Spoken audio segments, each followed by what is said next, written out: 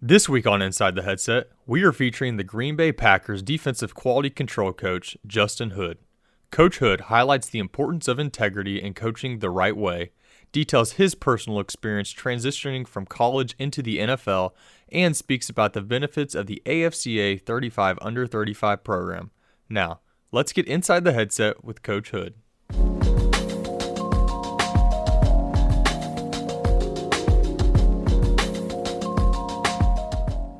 Coach Justin Hood, how you doing, brother? I'm well. How are you, Mario? I'm good, man. I'm super excited about having you on. You are one of the few guests that we've had on the podcast over the 4 or 5 years we've been doing this to be a repeat guest with us, man. A lot's changed since the last time we talked with you, and for me personally, it's just always good to catch up with you, man. Without a doubt, not sure. I appreciate you guys having me on here, and AFCA and Mario, your program, what you guys going on. I appreciate it. No doubt, man. Well, let's go ahead and dive in here. I know you personally. This will come up here in the podcast. If you don't remember the previous podcast, me and Coach Justin Hood spent a little time together at Davidson College, and it was well beyond just being on the same staff together. We ended up being really, really good friends, and talk as often as we can here over the past couple of years since we kind of parted ways at Davidson. Now you've had a career that's taken you from the East Coast, been at the University of Oregon, all the way to the West Coast, as I mentioned, been over at Davidson and several stops in between. And, one of the things that I always thought was unique when I talked to you was, every opportunity you kind of you really assessed and you saw the value regardless of the title, the pay, the location. What goes into that decision making as you've taken several of these jobs over the past 10 or so years? Yeah. As I look at all of the stops, obviously going from West Coast to the South to, all the way up north, I think every job that I've taken, there's been more of the opportunity than the salary, than the title. It's how can I learn and how can I serve? That's kind of been my motto as my wife and as we start to look at opportunities and jobs throughout this career path that we've both chosen. We always talk about, what can we learn? How can we serve? Who can we serve? And how can we make an impact? We don't necessarily look at school or prestige, if you will. We really want to serve. That's my third time saying it, but that's the truth. And we want to be on a staff where we can trust people, we can grow, and we can learn the most and help others. So every career stop that we've made so far has been great. We've been able to do just that. We've been able to learn. We've been able to grow. We've been able to serve, make friends, build, great lasting connections and friendships. So, we don't feel like we're I guess, strangers anywhere. We go West Coast, we got somewhere to stay. And next time I'm in Texas, best believe I'm going to give you a call, Mario. That's right. Well, we'll definitely have a spot for you, man, and the fam. Now, as you say all that kind of stuff, and I can attest to this just knowing you over the years. I know you've been on interviews, and I've literally had head coaches call me and be like, "Hey, man, we offered him the job. He didn't take it." When you go in that interview process, there's certainly times, as me and you both know over our careers, that you feel really compelled to take a job just because you don't have one, Yeah. But there's also times where you have to really assess: is this better for me? Is this better for me for my goals of serving? Is this better for me financially? Is this better for me in my career progression? When you go in those interviews, I think it'd be great if you gave some advice that maybe somebody could take if they're able to be in a situation where they can truly look at a position like that. What are some of the things that you're looking at as far as that goes? Yeah, I would say in my younger years, it's not like I'm old now, but well seasoned, I suppose. But I would say in my younger years, I was just happy to get an interview, Right. happy to get on the phone with a head coach or a defensive coordinator or someone in position to hire me. And I think I was more willing to just jump at any job and not necessarily assess kind of where that would put me. I knew that I would work hard once I got there, so I always believed in myself in that regard. But now I'm a little bit more selective. I want to make sure I know the person and the people that I'm going to be working with. Know that we share the same common goal. And it's not always about, obviously it's about winning games, but it's more than that. I say this all the time. In my young career, I ask people, who won the national championship 4 or 5 years ago, you could say Clemson or Alabama, but you really don't know, right? You'd have to look it up or try and remember who won the Heisman Trophy 3 years ago, right? You don't know. You will always remember your teammates. You'll always remember who coached you. You'll always remember the impact that they made on you and that they had on your life, more so than, watching or sitting down watching the Super Bowl and remembering who won. So I think building those lasting relationships. And when we talk about, with my wife, looking at jobs or institutions or organizations to work at and serve, we always talk about the people first, and how we are going to be treated, how we can make an impact, and again, how we can serve them and learn from them. And I think that's what's kind of guided us. We always pray about it and just kind of, if something doesn't feel right or something's unsettling, then we don't have an issue bowing out. And it's never been about salary. It's never been about the prestige or the organization or anything like that. It's always been about, those things that I keep coming back to. So if you're a young coach, and I'm giving advice, I would say always bet on yourself and know that you're going to work hard in a situation and maximize that opportunity. But just because an opportunity presents itself doesn't mean that it's the right one and you have to jump on it. I'm going to say a quote that you said to me, and I've actually seen pop up in some writings since we've parted ways. Do it the right way, and you won't have any regrets. Can you talk about what that means to you? Number one, what that means in general. Expound on how this applied to your career and how you've used it to help get you to where you are today. Yeah, I'm a strong believer, and I still say that. Right, if you won't have any regrets if you do it the right way and you work extremely hard. I can't think of any time where it's been like, man, I wish I didn't work as hard as I did, or man, I wish I would have really just cheated. Right? That doesn't exist. That doesn't happen. So, for me, thinking about it, you turn on ESPN and you see school X, Y, and Z did this, or organization X, Y, and Z, tampering or whatever it may be. And ultimately, you don't want to lose yourself or your integrity, for what you think is gain. And that's the simplest way I can put it. In terms of having regret, I can guarantee you that if you work extremely hard at something, you do it the right way, you build relationships, you treat people the right way, you help them grow, you learn from them, you build a strong, lasting relationship with them, I guarantee you that you'll be a successful person, coach, father, husband, wife, whatever you decide to be. You'll be successful at it. I truly believe that integrity is lost often in our society for nearsighted gain, right? I can make this decision that I know is wrong, but hey, I'm going to get the recruit. I can make this decision that I know is wrong, but hey, we'll win the game. And in the long run, you lose yourself in that, right? So no game is more important than that. And I truly think that as a coach, we're charged with the responsibility to serve. It's our social responsibility to serve and to help build integrity.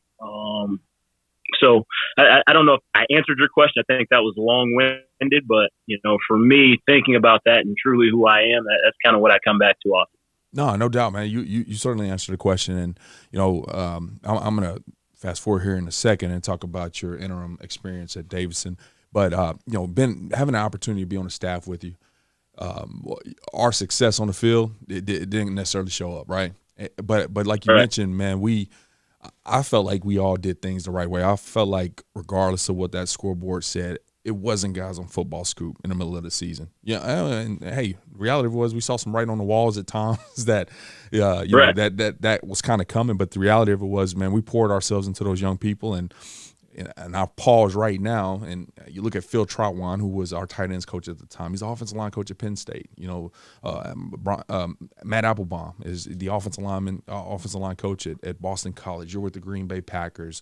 I'm not in coaching, but I'm still in a very impactful, important role in the game. And I can kind of continue to go down that list of guys on that staff that went and poured themselves and tried to do things the right way. And, ultimately we were all looking for a job at one point, but because, not just because of that specific moment, but having that belief in our career, I think has landed us all in good spots. So I definitely see I definitely see what you're saying coming to fruition for everybody there. Now, you spent 2 seasons at Davidson College, as we talked about. Came up several times there in North Carolina, and you oversaw the safeties, oversaw the recruiting, and we actually had the podcast kind of when you were mid-interim coach there. Ultimately, it didn't work out to where you can kind of continue to stay there. But what did that teach you? You know, what did that teach you as far as head coach preparations? I know you had some interviews kind of come off of that, and how did that affect your long-term vision, you know, having that brief experience? Yeah. I think a lot of coaches I say a lot, right? That's subjective.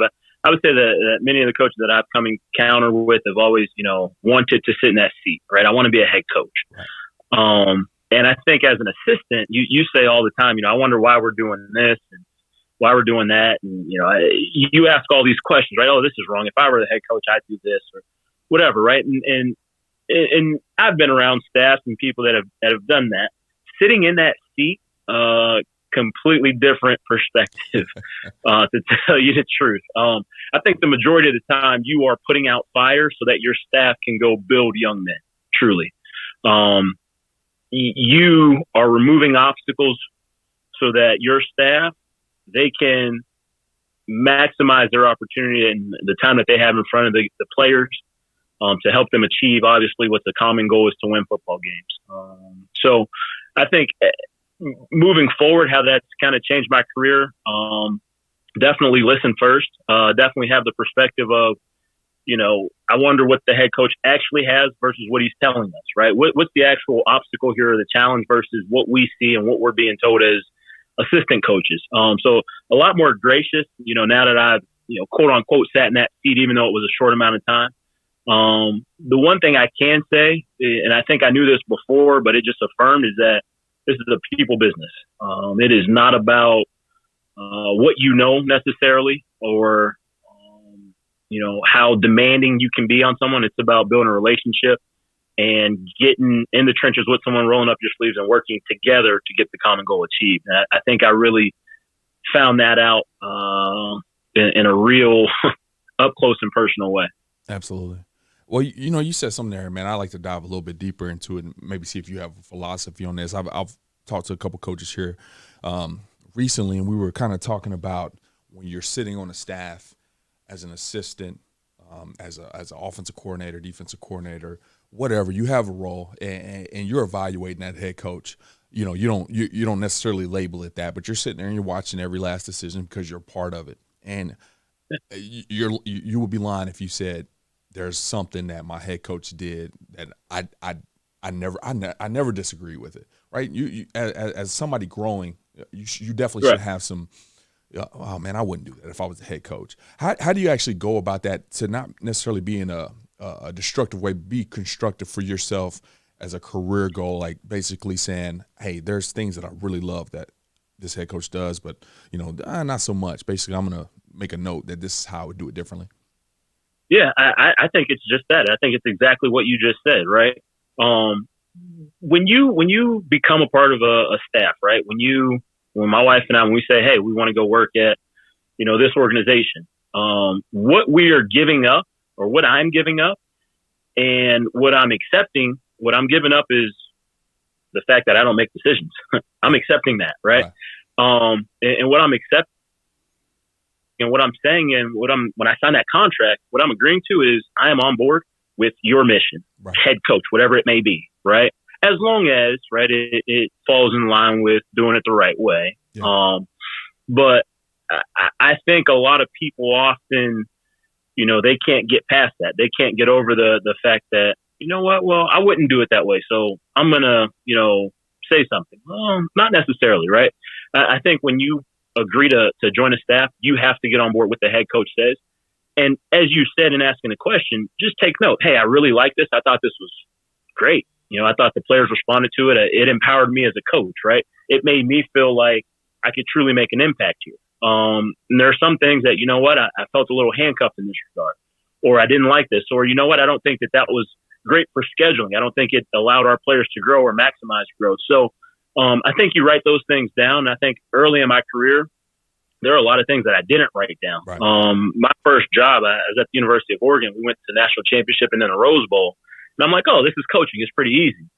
And then I go to Illinois for 2 seasons. I think we won 4 games or 5 games total in Right. that span. So, I started writing things down there, and things that we did great as a program, and things that we didn't do well, or things that I saw were areas for improvement or areas for growth. And you write those things down. And I can tell you this: when I became a interim head coach at Davidson, you start to implement some of those things, or you start to understand, okay, well, this is why we did it that way, because my idea is stupid and it won't work, which is Right. some self-reflection, which a lot of people won't even accept. But you're not going to be right all the time. And just because you have an idea, that doesn't mean that the world has to hear it. Right. Yeah. I truly think when you join a staff, you're saying, like, sir, head coach, whoever you may be, I'm on board with you. I agree with you, and let's get to work. So. No doubt. Well, earlier this year, you had the opportunity to join the Green Bay Packers as a defensive quality control assistant. I know you mentioned the NFL. You did have a brief stint with the New York Giants earlier in your career. How has this situation been different, and is this a long-term career goal for you, or was this just another opportunity that you kind of saw down the line that kind of fit your goal at the moment? I would say both. It's been a long-term goal, but me being transparent, I have always asked myself, am I doing the right thing in regard to taking a job or looking at a job? And we truly assess, our opportunities. And early in my career, it was, maybe I'm just going to be a Division III coach, right? I was at Capital University. It's like, hey, I'm the defensive coordinator. I'm enjoying this. This is fun. Maybe I'll just stay here. And you kind of in the back of your mind, you think, or I thought at least, I want to get to a higher level, maybe D2, right? Maybe FCS, maybe, Group of 5 or Power 5 or NFL, right? I think I've always had those dreams. I think this was the first year that I was just like, I'm willing to try whatever I have to do to make it happen, in some regard. And I had a standing relationship with Coach LaFleur, our head coach. He was our offensive coordinator at Ashland when I played. So I had known him for several years. We stayed in contact. I had an opportunity to reach out to him. We conversed, and he told me about the program, told me about the organization, the people, and kind of his vision for the program and what he saw. And, for me, when you stop right there, I had an opportunity I was at Kent State before this, had an opportunity at some larger schools throughout the interview process this past cycle, and would have made a lot more money, would have had a higher position, would have been an assistant coach, whatever it may be. And, like I said before, my wife and I, we sat down, we prayed about it. And for us, what we want out of our career and what we're trying to achieve, this was the best option for us, regardless of salary, regardless of title, regardless of pecking order on the totem pole, if you will. This is our opportunity to get to the NFL and learn and grow from not only some of the best football minds, but also some of the most talented players that play the game, play the sport. So it's been awesome. It's been a great opportunity to learn and grow, truly. Yeah.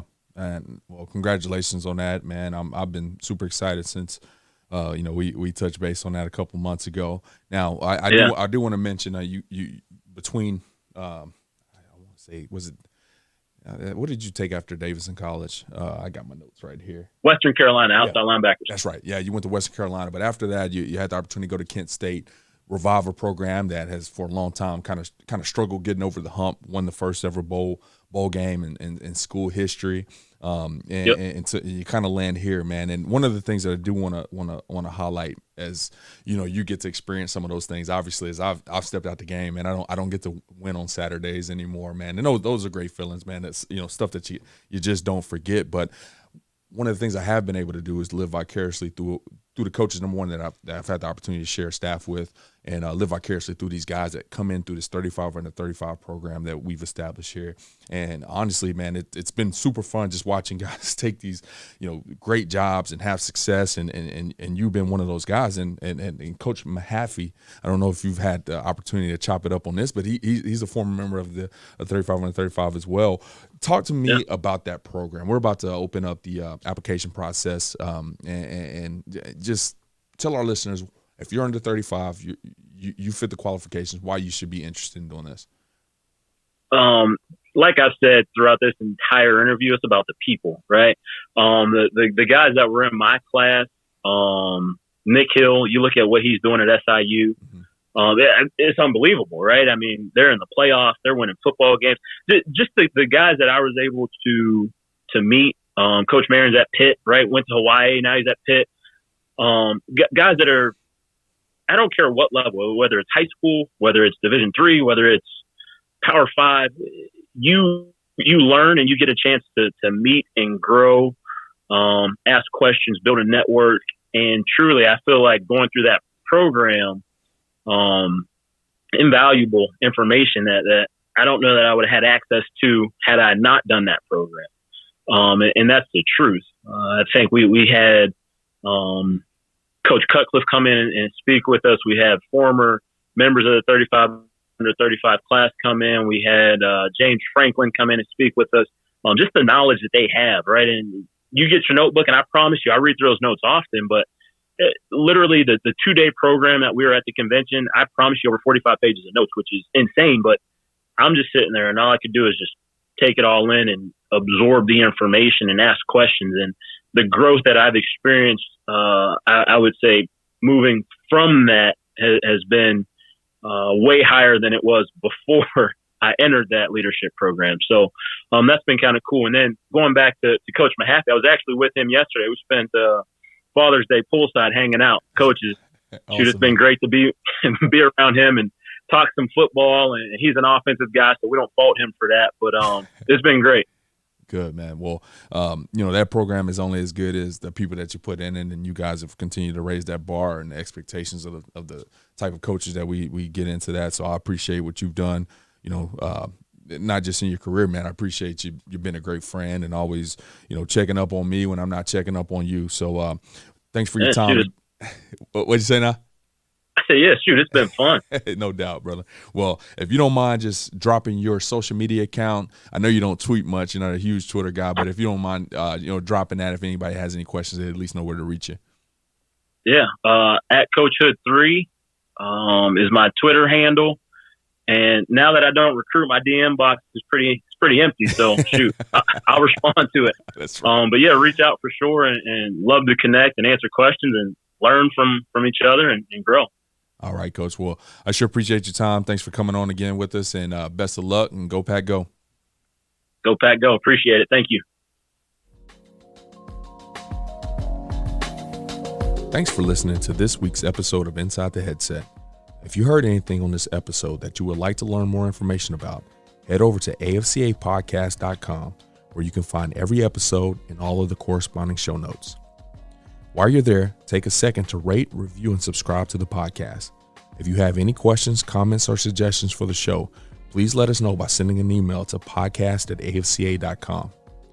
Make sure to follow the podcast on Twitter at Inside the Headset and tag it when you share each episode. You can stay up to date with all things AFCA by following the @WeAreAFCA Twitter account. Every episode of Inside the Headset can also be found on your favorite audio streaming platforms such as Spotify, Apple Podcasts, and YouTube. If you are not currently a member of the AFCA, be sure to find us online at afca.com and apply to join over 10,000 NFL, college, and high school coaches from around the country who are striving to be the best they can be. With an AFCA membership, you gain invaluable access to the annual AFCA convention, the bi-monthly magazine, and the new and improved digital library, which contains thousands of videos and articles contributed by hundreds of current and former football coaches. You can also visit afcainsider.com to sign up for our free weekly email newsletter on the right-hand side of the screen. It comes out every Tuesday at lunch and is filled with great articles and stories written by many of the same coaches you hear on the podcast. It's geared to help you become a better coach tomorrow than you are today. Be sure to connect with me on Twitter at Coach Mario Price. And remember, the AFCA is not just an annual convention. It is an association that continually promotes education, guidance, and networking. But it is also so much more than that. The AFCA is about celebrating the past and educating the future. It is about developing great coaches who will produce great teams and even better people. So invest in your skill set and impact today by engaging with the AFCA.